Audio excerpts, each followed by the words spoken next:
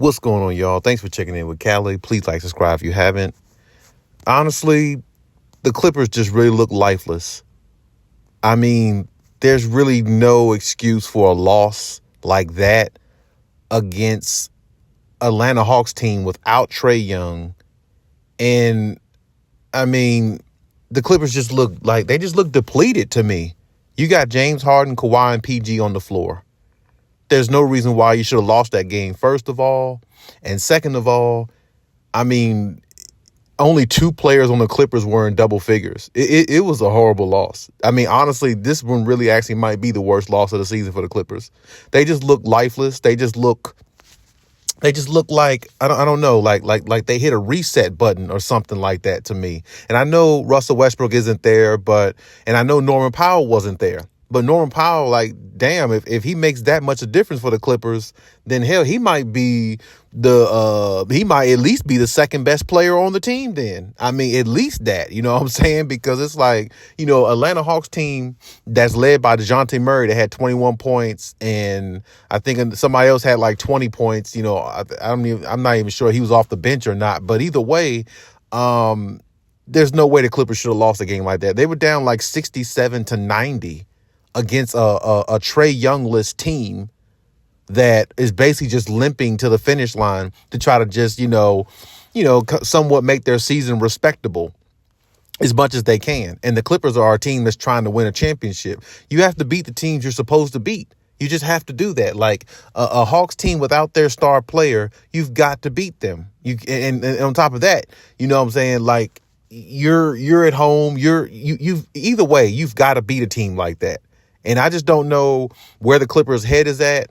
And I just don't understand. I really don't. And it's like, since the All-Star break, this team has really put it in neutral. Honestly, they haven't put it in drive. They haven't been going forward. They have not really been. It looks like a lack of focus, lack of defensive efforts, and just a lack of effort all around. And, I'm glad to see Kawhi and PG playing as much as they can, and being the two leaders on the team that have stepped forward this year and played through injuries even more and not missed time, not missed much games and, things like that. I'm glad for that, but it's not going to equate to anything if it doesn't equate to winning. And like I said, when you're playing teams like this, the Atlanta Hawks, I mean, you got to find a way to win it. You got to find a way to win a game like that. I understand the back-to-backs and all those things. All those things play a factor. Don't get me wrong. But a lot of other teams play back-to-backs.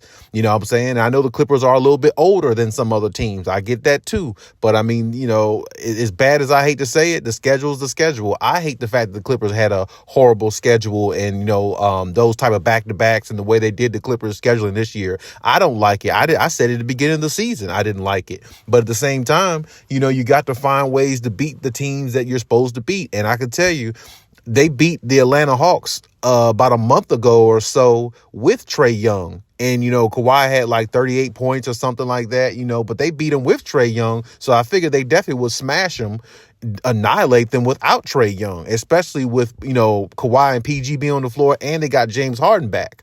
Now, that's just a lack of effort type thing.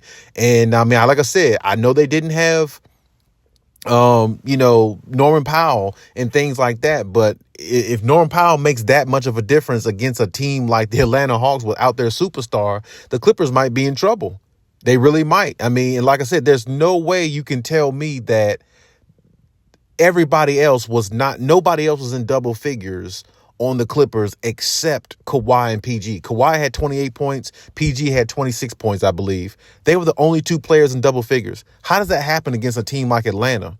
It's just no way. I mean, Atlanta's not no defensive prowess type team. They got a losing record. They're like several games under 500. They're not a team that, you would look at and be like, wow, they really got some good defense that could really stop the Clippers from, that could really neutralize the Clippers from doing things they like to do. So the Clippers got to really, make some adjustments and really, come up with a game plan to play this team. They're not one of those type teams. They're just not. I mean, so it's like, honestly, you're going to get their best in regards to maybe like scoring, things like that, because they got some length. They got some guys with length that can, kind of get to the basket. And, and length bothers the Clippers because the way their defense is set right now and the way Ty Lue has them playing defense, it's like guys can just get to the basket anytime they want to on the Clippers. It's not like really, it's not much resistance. And Zubac really has not been himself. Even before, when he was himself, he wasn't really no shot blocker or anything like that anyway. But I'm just saying, he really has been more of a shell of himself than mainly anybody on the team. So, I mean, they really need to start thinking about just using, Tice and Mason Plumlee a little bit more, actually, the way things have been going with Zubac. But I mean, I don't know. Like, that's, like I said, to me, this is the worst loss I think the Clippers have taken, because, like I said, you had 3 Hall of Famers on the floor, and the Hawks didn't have any. Didn't have no Hall of Famers on the floor. No, they don't even have no superstars. I don't even think they didn't even have a star player. Damn, a superstar. They didn't even have a star player on the floor. And you were down 67-91, I believe. If my memory serves me correct. That's horrible. That's not going to win you championships. And I agree. One thing, I just listened to, basketball over the years, listen to Kenny, Jet, and Shaq, and, Kenny, Shaq, and Charles, and Ernie, and all of them on TNT throughout the years. One thing they've always agreed on, all of them, even though they had a lot of debates and things like that. Shaq said it best. If you want to be a championship team, if you want to be a top elite team, you have got to beat the teams you're supposed to beat. And Atlanta is a team you're supposed to beat with that type of depleted roster. And they're just basically a bandage away, limping, trying to just make it to the finish line of, like I said, basically making their season somewhat respectable. That's all they're doing.